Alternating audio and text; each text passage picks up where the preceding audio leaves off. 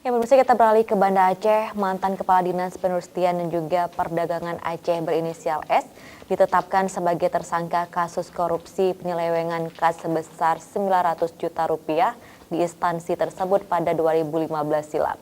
Dan S ditetapkan tersangka oleh penyidik Subdit 3 Tindak Pidana Korupsi Direktorat Reses Kriminal Khusus Polda Aceh pada November 2016 silam.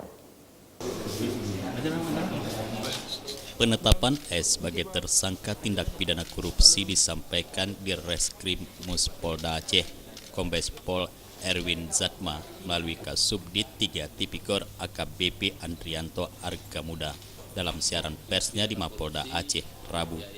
Selain S yang merupakan warga kota Luxmawe, dalam kasus itu juga ditetapkan satu tersangka lainnya berinisial R yang merupakan bekas bendahara Disperindak Aceh saat S menjabat Kadis Disperindakkop Aceh.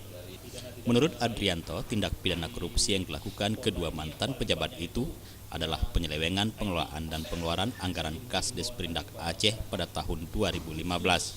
Dalam proses penyidikan, akhirnya diketahui bahwa S dan R melakukan penyelewengan dana kas Disperindak Aceh sebesar 900 juta rupiah.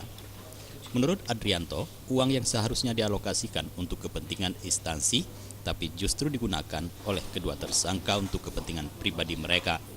Kerugian negara kurang lebih 900 juta rupiah.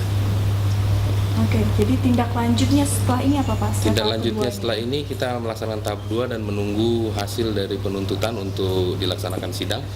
Selanjutnya di sidang kita akan hadiri untuk menyaksikan sidangnya dan sekaligus sebagai penyidik juga kita harus hadir dan sampai dengan vonis ditetapkan oleh hakim.